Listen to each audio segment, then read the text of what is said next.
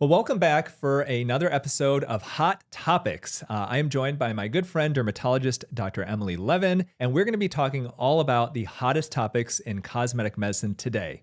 All right, well, welcome back, Dr. Emily Levin. How are you? I'm good. How are you? Good, good. It's been about a month or so since we have gotten together. Yeah.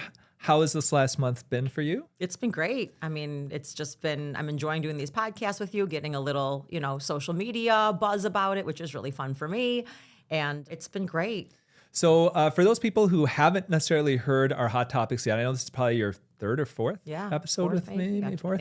Can you just briefly explain kind of what you do, where your practice is, and how they can follow you? Yep. I am a dermatologist in private practice in the suburbs of Detroit, Michigan. I practice mainly general dermatology, some surgical dermatology, and cosmetic dermatology, which means that I do full body scans, skin cancer screenings, I do excisions of skin cancers, and then some cosmetics with Botox fillers, et cetera. I also have a medical spa affiliated with my practice, and I've been in practice for 20 years, grew up in this area, and my family and friends are all here. So one of the things that we talked about on the last episode was I was trying to sell my Emsculpt device. So for those of you who don't know what Emsculpt is a device that I bought back in 2019, and it's basically a muscle stimulating device. The idea is it stimulates your muscles to contract 20,000 times over a half-hour session, and they recommend 4 sessions over 2 weeks. And the idea is that this can increase the size of your muscles, it can reduce fat, and essentially give you like a lifted butt, more of a six-pack, that type of thing. And I believe the machine works. Couple things, we bought it. We were really excited. We had a lot of people do it. People overall were relatively satisfied with it. But the studies, that I saw initially when we got it were that you would see 6-month results. And that wasn't what we were necessarily seeing in my practice. And then within about a year after me buying the device, they came out with Emsculpt Neo. Emsculpt Neo basically is a combination of the Emsculpt muscle stimulating device and radio frequency. And the idea is that you can not only stimulate your muscles to contract 20,000 times in that session, but you can also use radio frequency energy to help reduce fat as well. So I bought this device. I swear to God, it was maybe $140,000 or something like that. I don't remember the exact number. And then within a year or so, they released Emsculpt Neo, and all of a sudden the demand for regular Emsculpt plummeted. And then the company contacted me and they said, hey, great news. We are willing to sell you the Emsculpt Neo, the new improved version of what you just freaking bought a year ago and are still paying off. If you pay us another, I think it was like $60,000 or $70,000. And they're saying this is a great, great deal because if you were to buy it new, we would charge you $200,000. So obviously that was not in the cards. And gradually we stopped using it a whole lot. And I refused to advertise it because I was so angry that, look, you sold me a product and then you put out a new product and added the freaking same name. Okay, you could have named Emsculpt Neo something different, but no, you give it the same name and add Neo to it, which essentially means new. So that means I have old Emsculpt, even though it's less than a year old.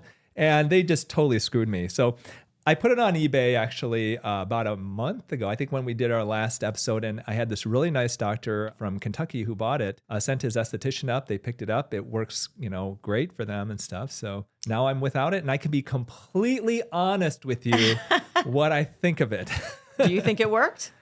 I think it works. I think that the 6-month is not true. I mean, when you think about it, if you work out, and this is essentially what it is, you can get some immediate benefits from it. You can get some benefits that can last maybe a couple months, but when you actually look at the studies, to me, it just didn't seem to make sense that the results would last as long as they did. And I probably was a little overzealous in getting it because once they came out with 6 months, I'm like, well, if it lasts 6 months, that's great. But then in practice, sometimes it's different than what the studies show you. Yeah. So, they're doing that with CoolSculpting now. Have you heard this? CoolSculpting, they came out with the machine. I bought it. I've had it, I think, for 7 or 8 years. It's been around for a long time. And it's been great. And I actually do think it works great. I use it on myself. Patients are very happy with it as long as you pick the right candidate. Well, they also came out with CoolSculpting Elite a few years later, or just a few years ago. Geez. And now what I just found out, Elite is just a faster cycle program. So it makes it just faster to get more cycles done.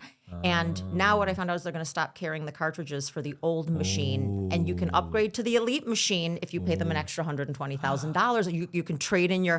So I just found this out. Otherwise, they charge you $200. Right. Now you only have to pay $120,000. Yep, it's $210, but if you trade it in, it's like $120. They'll give it to me for, which is, and I think I paid $100 in the first place.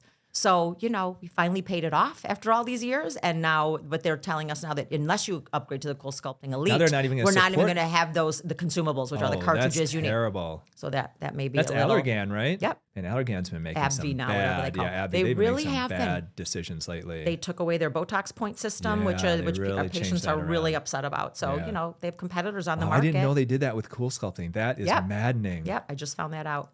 Wow. Yep, a couple weeks Allergan, ago. come on. You got to get on. That is not right. That Nope. is definitely not right. Isn't that I ridiculous? mean, how many practitioners out there have the CoolSculpting original device? CoolSculpting. They've been paying, they paid over $100,000 for it. They're paying for all of these cartridges. And then you just basically do a swerve on them. And they're trying to convince you to buy the fancier man, machine, which that is is no really good. no different. So you should get Sculpture. Sculpture is made by Cynosure. There's no consumable parts really. Works great. I mean, actually, maybe there is consumable. I don't do them. My staff does. I think actually there is consumables. Now I think about it. Yeah, you've got to have the tips on them, if I remember right. Or no, it's not consumable. You have to put the card in and you pay for the number of treatments. That's how CoolSculpting That's is. what it but is. they're going to stop making the cards for the Just the original cards? CoolSculpting machine. Oh, you wow. have to upgrade to the Elite machine, which is not going to happen. Jeez. So we'll see what happens. Yeah. Well, these I'll give a laser little fight companies, I back, and we'll tell see ya. if I'm sure. Hopefully, we'll band together Yeah. everyone that has that machine and say that's ridiculous. Yeah, that's not right. And the fact that they called it Elite, that's because it really makes it so that you have CoolSculpting like mid. Right. And then they've got, otherwise other places have Elite. And Right. it just, people Why are going to wouldn't think you? it doesn't work as well and stuff. And that's just BS. Yep. That's terrible. I know. Allergan is Terrible. not a fan lately. So I just got back from a meeting actually in Miami. It's called the Global Aesthetics Conference, I think is what the name is, GAC. Great meeting. It actually had dermatologists, plastics, facial plastics, oculoplastics. I've been It's meaning nice to go to that meeting, multi-specialty. Tony. I have, yeah. Yeah, and one of the interesting things, huge topic was exosomes. Have you been using exosomes in your practice I at all? have not. I feel, did we talk about this at one of our podcasts? I'm not that sure, we but this brought it was up? huge Yeah. that it was on a lot of the lectures, and we're looking at bringing exosomes into the practice now. Essentially what exosomes are is they're essentially what stem cells create. And the way I describe it is they're like little vesicles, kind of like little packets where you can put different information in, and that information can alter the body's processes in one way or another. Exosomes are used clinically. The only use clinically right now is topical. Okay, there was a law that was passed, I think in 2021, that outlawed the use of stem cells and exosomes unless you're part of an FDA-approved study. But you can use exosomes topically, you just can't inject them. So prior to this law, there were doctors who were injecting exosomes into the scalp to grow hair. They were injecting exosomes, or at least stem cells, into like joints and stuff like that. But now we can only do it topically. But a lot of the physicians who are presenting at this meeting were finding that they would use it after, let's say, laser treatments, and where you would do, let's say, an ablative laser treatment, and maybe patients would have a 3 to 4 days of severe redness normally, and it would cut it down to like a day. Really? Afterwards. Yeah, they're saying that some of the improvements that you can get, it's right now, it's topical, it's the growth factors in there and all that really reduces redness and reaction in a big way. A lot of dermatologists were talking about that. So that's something I think we're going to bring into the practice. Interestingly, there was a company that had two versions. One of it was the topical exosomes. It also has hyaluronic acid and I think some ceramides in it and stuff. And they also have one that you can inject, which is against the law, which was, I found like, what? And so I was talking to them like, what are these two different versions you have? And they said, oh, this one you put topically and this one you inject. And I said, but it's against the law to inject it. And he was like, well, technically, yes, but it's like blah, blah, blah, blah. And I'm like, oh, I'm not going to get my office raided by the authorities by injecting exosomes. No, thank you.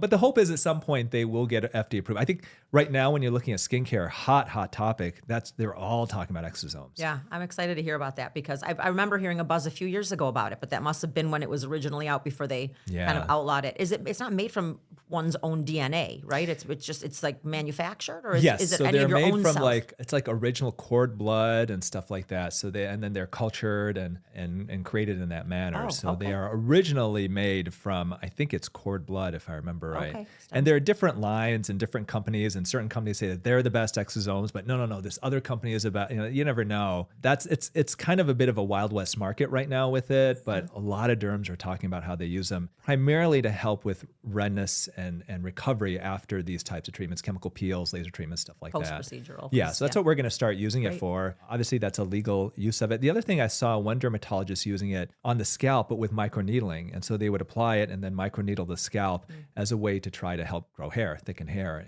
And that, I think, too, my understanding is that's a legal way to do it as well. A legal way to do Legal, it. yeah, that's okay, legal. That's okay. I haven't seen it. I think, not sure who it was. I feel like maybe it was Doris Day who was showing that she was doing it. It was one of the prominent dermatologists on Instagram. I was like, oh, that's pretty interesting. Yeah. I mean, it sounds a lot like the concept of PRP, but I wonder. It's like PRP on steroids. Okay. Yeah, I'd that's love the to see idea. like a head-to-head Yeah. PRP post-recovery and then these exosomes post. That'd be interesting. Yeah, I think that the difference is PRP is, obviously, you make it from your body, all that type of stuff. Exosomes is like you take that same idea of PRP, but now you use a lab and everything to really amp it up and get exactly what you want and increase the power of it. That's, I think, the idea behind it. And that's why eventually if they get, if it's okay to inject them, I think, you'll start seeing a lot of biostimulatory effects and that type of thing.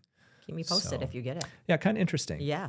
Okay, so we've got a couple of stories, and let me just start off with this one that I thought was kind of interesting. And this was actually based off of a TikTok video from a facial plastic surgeon I know. And basically the idea is, the subject is, are we entering the undetectable era of plastic surgery? So what people are doing to their face in the next year is going to blow you away because we are entering the undetectable era. Dr. Prem Tripathi, a facial plastic surgeon, said in a TikTok video. And that video hit 6.2 million views. He goes on to define this era as the time in aesthetics that we've all hoped for and waited for, where the procedures that people are having done to their face are not detectable. For a prime example, he says, look no further than Christina Aguilera. The 43-year-old pop star who's been open about cosmetic treatments in the past basically looks like she did in 2002. When it comes to those seeking cosmetic treatments, dermatologists say people tend to fall into one of two camps. Those who want as natural a look as possible, as if they didn't have any work done at all, and those who want drastic and noticeable changes. Do you think that's the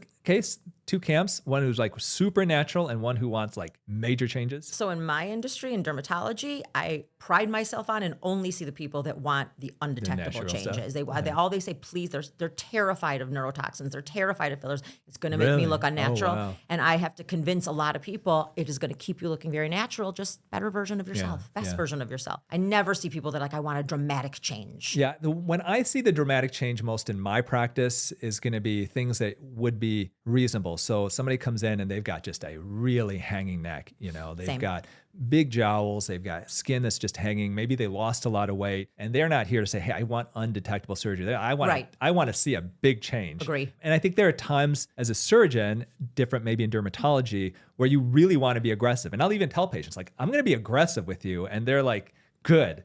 And then there are other patients where you say, hey, I'm going to be more subtle and conservative. Don't worry. I saw a guy just yesterday for a consultation for an upper blepharoplasty, an upper eyelid lift, really masculine guy. And he's like, yeah, but man, it's so heavy. And I said, look, I'm going to do this. We're going to leave a little skin behind. We're going to make sure that it looks as natural as possible. That's not the case for that droopy neck. Yeah. I mean, again, most people come to me prior to needing the dramatic, and if they do want that sagging skin that we call it like a hound dog facies, I say plastic surgery is what you need because, those people need a dramatic difference. Exactly. But I try to catch them at an earlier stage before they need that. Yeah.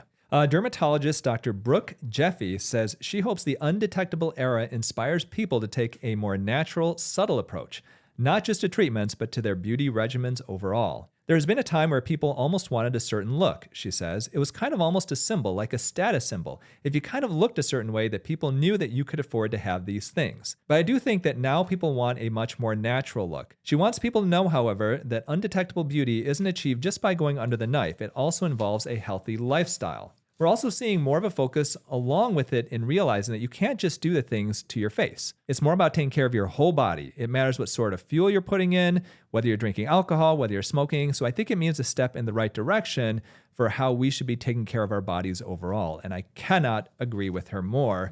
It's the thing, one thing that she said here, which I thought really interesting, is there has been a time where people almost wanted a certain look, almost like a status symbol. I feel like this was a Kardashianization of our population for the last 10 years.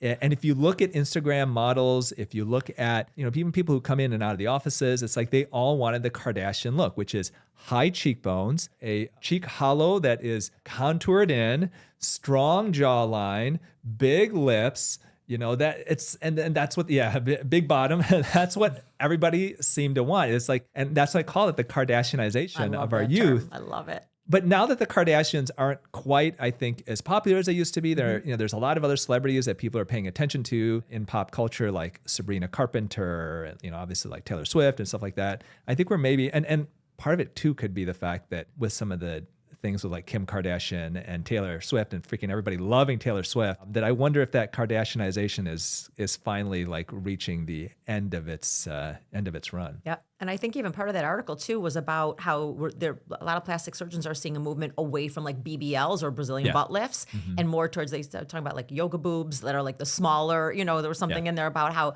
they're noticing less a need for a desire for those large, breasts, large butts, things like that. So, and I think that's great. I think that there are some celebrities that are showing, that example that, that's beauty too. And we're coming away from the Kardashianization, which I love. Yeah. I feel that some of it though too is some of it's really marketing. And even this whole idea of, now we're doing, and one of the things that they came out, I think one of our societies, plastic surgery societies, came out with a term called like I think it was like the ballet body or something like that. And it's just like, now we're looking, instead of like the big butts, big lips, big boobs, it's like the ballerina body or something. And the whole thing I find just silly. Yeah. Because everybody's body is made differently. Totally different. Everybody has a different shape. For me, the way I look at it is what is attractive is being healthy, being fit and stuff. And some people just aren't made to have a big butt or a big breast, and so I do think some of that, like I said, I feel is just marketing, and our societies, unfortunately, the plastic surgery societies are as guilty as anybody because they come out every year with these statistics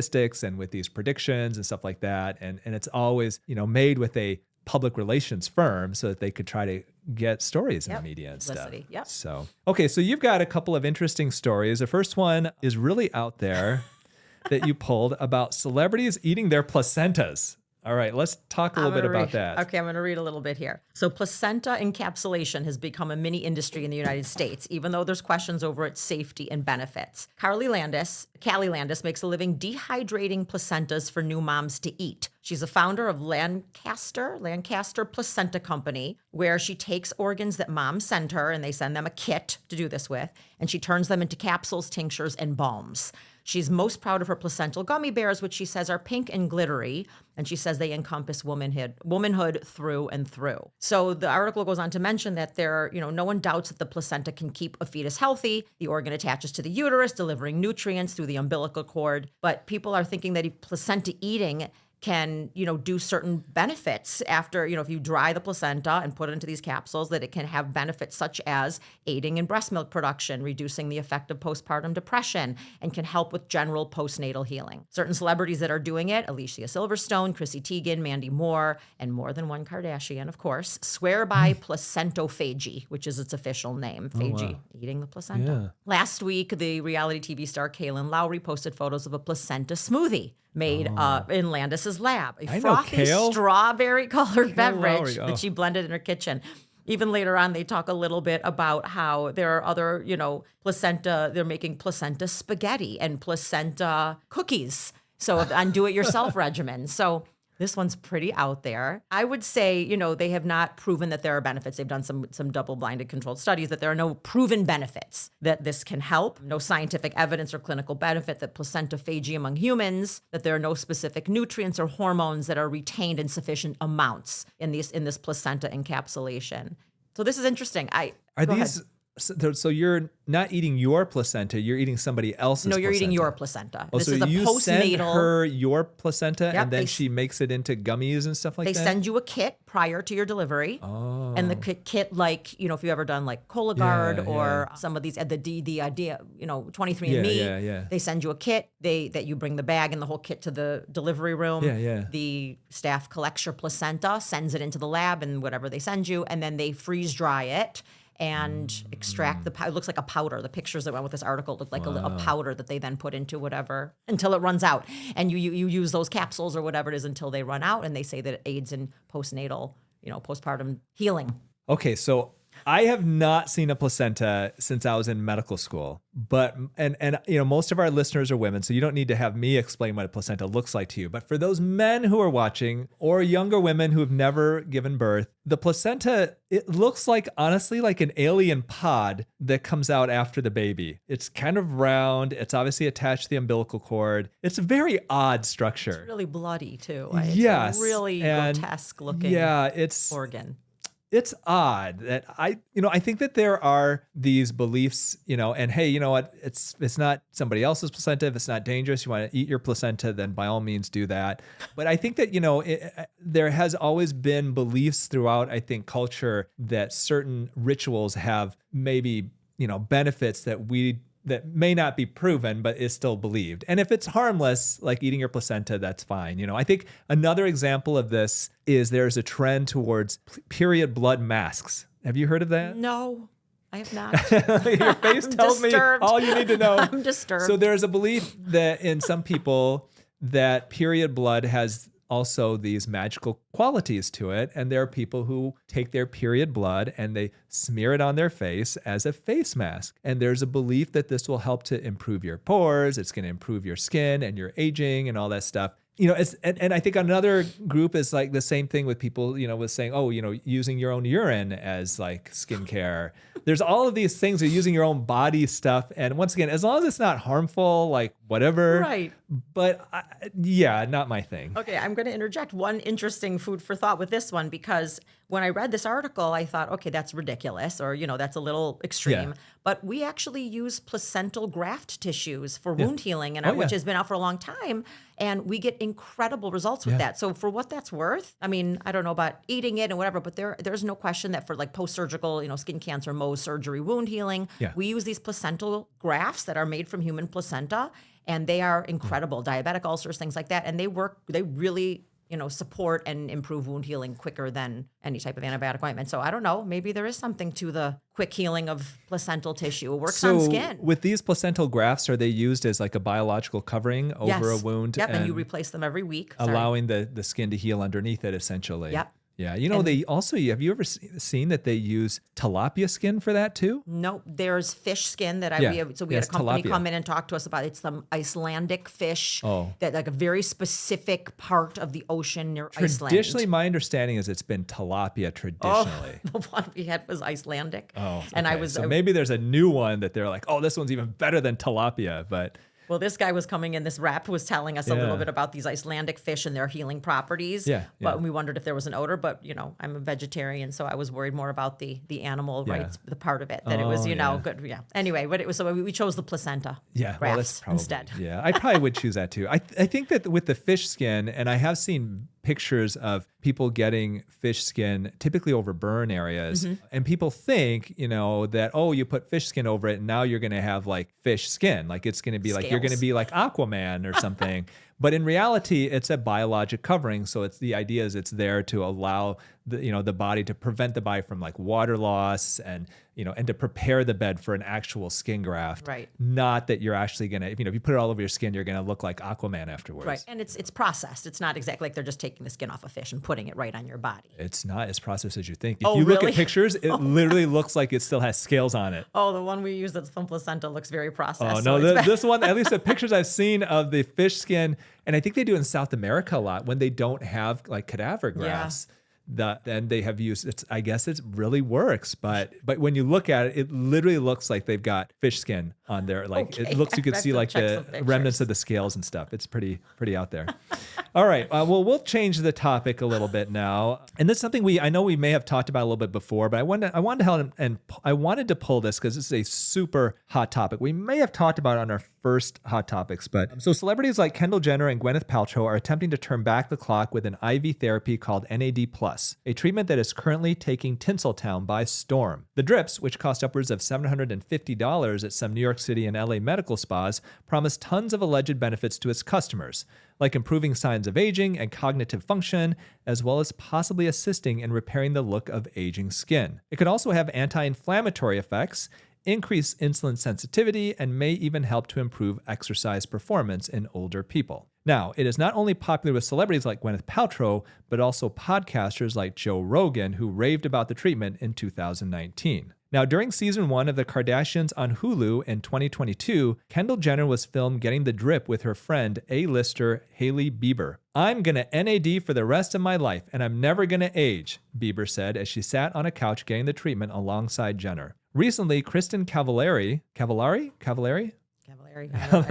don't know. and her friend Justin Anderson spoke about getting the therapy on Cavallari's podcast, explaining that it makes you feel like you have the flu and they've been putting themselves through it for years. "You really feel like your body is being poisoned," Anderson said, as Cavallari detailed that you feel chest tightness, flushed skin, and a stuffy nose, among other symptoms. That does not sound good. Does not sound fun. However, Anderson admitted that when he was getting the NAD plus IV drips, the active form of NAD, consistently, he felt the best ever. "My skin looked so clear," he raved. So what is this magic stuff called NAD plus anyway, and does it really work? Telling you right now, Dr. Emily Levin, that this is the first article I've pulled where I'm actually quoted in the article. I saw that. So exciting. All right, so let me just explain. NAD stands for nicotinamide adenine dinucleotide, and it's a naturally occurring compound that basically plays a big role in allowing our cells to excrete energy or to extract energy from the food that we eat. There are studies that have been done on mice that found that supplementing them with NAD can have significant impacts on the aging process,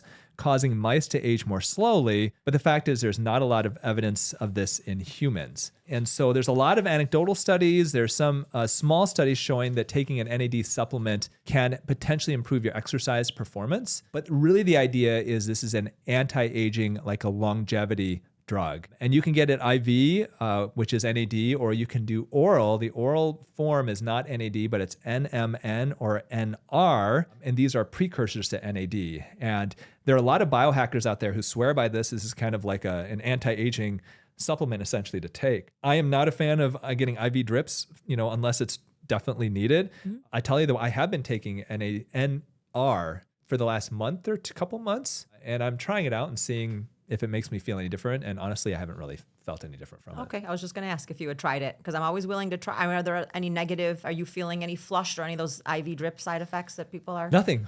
So, and I haven't been as consistent as I should be. I went to this meeting in Miami for a few days. I didn't bring it with me. And so, I don't know if I took it more regularly, if that could. And the one that I'm taking is a pretty high-end version. It's called True Niagen, very well known. It's one of the top brands of NR. A lot of people swear by it, but I haven't really felt myself like, oh my gosh, I've got all this energy any differently than I otherwise would. But I'm still open to it. I don't feel any negative effects, but would I get that as an IV? Not necessarily, not at this point. I'm interested. I mean, my interest is piqued. I may try it.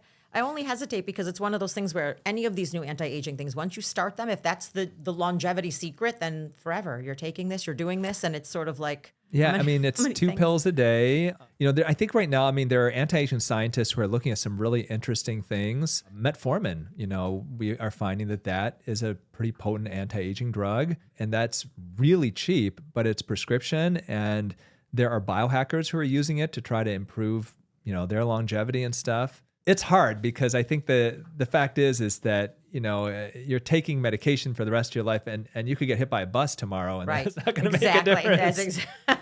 Exactly.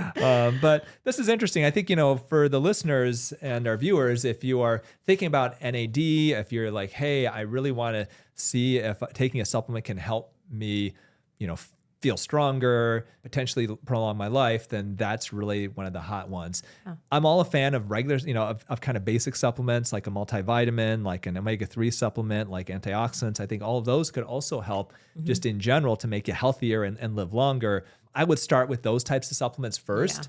Yeah. NAD would be something that would be kind of like if you're talking about skincare, it's like, okay, you start with retinol, you got to have a good cleanser, use an antioxidant. NAD would be like, oh, I'm going to try copper peptides. Yep. It's like, okay, nothing wrong with copper peptides, but that's not the first thing I would use if you want something basic anti-aging. Great analogy. And so that's how I would look at NAD. I think that it doesn't seem like it's harmful. It may have some promise to it. And if you want to try it and financially it's not a burden, then I would go with the oral form of it. Okay, that's interesting.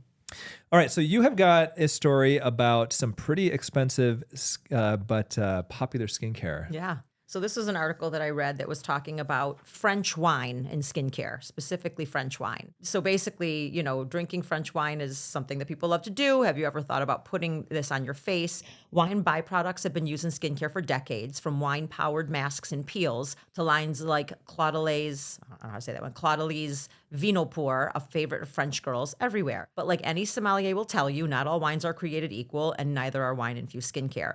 So Dior has created a line called L'Eau de Vie, pardon my French accent, which is the luxury house's latest and most expensive skincare line. It is formulated by using byproducts from Dior's private Sauternes vineyard, Chateau, I'm going to butcher this one, de Yquem, where the grapes benefit from a special kind of fungus known as noble rot. Which sounds That's just what you want on your face. just what I Noble want to rot. drink or want on my Yes. face.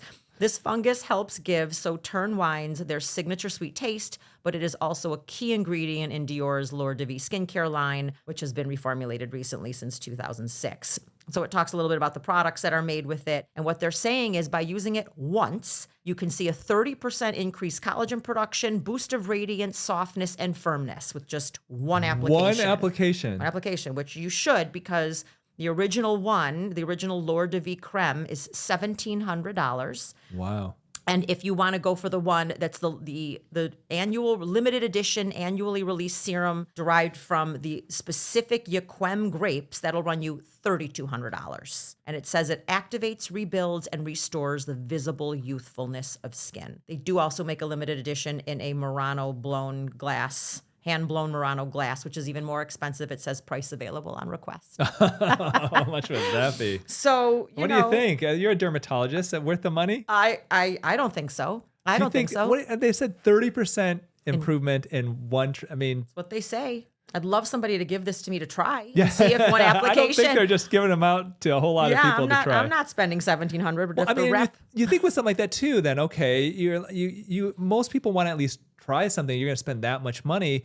I mean, could you go to a Dior store and say, hey, I just want to, do you have a sample of it? Let me try it. I can't imagine that they would, There's just no stick your way. finger in it and Right. apply it onto your face. Open the sample jar and stick the little plastic scooper exactly. in there.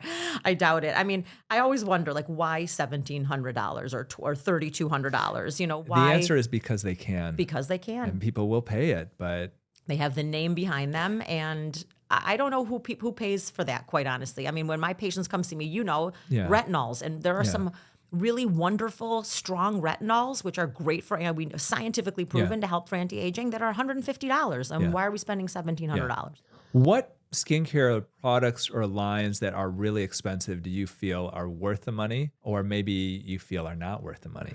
So I do think these higher end retinols, and like we use the Zenobaji line, the Zeo, which I know you carry as well, and we've tried a couple others. I think all of those high grade medical skincare lines, the Skin Medica, the Zeo, some of those all get these real expensive. are great. And I think if you're spending upwards $200 or so for a great retinol or growth factor anti-aging product, I think those are definitely worth it, because I have noticed a difference in using them between those and over the counter versions of retinols. Really? There's what's the La Mer? Is that the Yeah, cream La called Mer. La Mer? Yeah, That is, yeah. I've never tried it. Okay. I've had some friends of mine who can afford those things Yeah. and have tried it Yeah. and said that they love it. It feels Yeah. lovely, and Yeah. it's like a wonderful moisturizer. Yeah. Is it making them look younger than me? No, it's not. Yeah. So I don't think once you get into the over $200-300 range of skincare products, I don't Even- think any of it's worth it. Even some of the, and we carry Zeo Skin Health like you do. I was one of the faculty members for Zeo Skin Health for many years. But I mean, some of the products, I'm surprised in my office that people pay it. I think it's Daily Power Defense. Essentially it's a great antioxidant kind of moisturizer for the day. And I think it's like $150 for like an ounce or something like that. I mean, it gets really up there. And I'm surprised people pay it, because for me, if it was me, I don't know that I would. Yeah. And so I don't know. I mean, that's why, my line, Youn Beauty, we limit the price. I think our most expensive product may be $80, but you also get a good amount, with that. it, yeah. It's not just, hey, you get 1 ounce and it's $180 or something. I mean, it really has to be pretty darn special and we're talking with this article, thousands, but even to spend $200 on an ounce. Yeah. I mean, that's a lot. That is a lot. It And I know is. some plastic surgeons who have their own white labeled lines, meaning that it's a generic brand and then they slap their label on it. and they charge like $300 for a retinol cream or for an antioxidant cream because they have their name on it and because they can. But But I don't know. people pay it. It's, they first of all, as your patients do, they trust you, right? Yeah. They trust you when you tell them. So, I mean, it's hard. I use the entire ZO line, and people are always complimenting my skin, but I do all the lasers and the fillers and the neurotoxins. It's not just the skincare. It's not just the skincare. And I think that people really need to do with what they're comfortable with. And I think once you get above the $200 mark per item, that's getting What not are worth some it. of your favorite budget skincare lines? Ones that maybe you would see like at the drugstore and stuff that you like think, over the okay, counter. like if your patient says, hey, I can't afford ZO, like Yeah. I'm on a limited budget. And they say, what should I get as a cleanser, vitamin C or whatever? Are there any specific brands that you would name? I would, because I've used those before as well, just to compare. I love doing comparison studies myself, and I always recommend the ROC line. I think that's a great line. They have some really potent retinols that are kind of cosmetically elegant. I like that line, and I love the Neutrogena Hydro Boost line for moisturizers. I use that like when I use my high end stuff from my office too. But in a pinch, I get the little samples when I travel. I love the Neutrogena Hydro Boost line. I think it's awesome, and I recommend it to my patients. La Roche-Posay makes some really nice things. We love La Roche-Posay. I love La Roche-Posay. Some B serums. They make some great vitamin, antioxidant serums, and I love those. Yeah, I think that if you're in kind of that mid-range skincare, budget, then obviously my Youn Beauty would be the number one that you would choose. I have to try some, Tony. If you did not want to use Youn Beauty, then I think La Roche-Posay is a great brand. I think all of the products I've used of theirs, and we actually sell their sunscreen on my online store because we don't have our own sunscreen, so I like theirs, and so we do sell a lot of it. But I don't know that I've used a La Roche-Posay product that I haven't found to be a very elegant product, one that is effective and overall skin tolerates it well. Like I feel like their products are rock solid. I agree. And if I had to pick one other brand in kind of that similar price range, other than my own Youn Beauty, I would probably go with La Roche.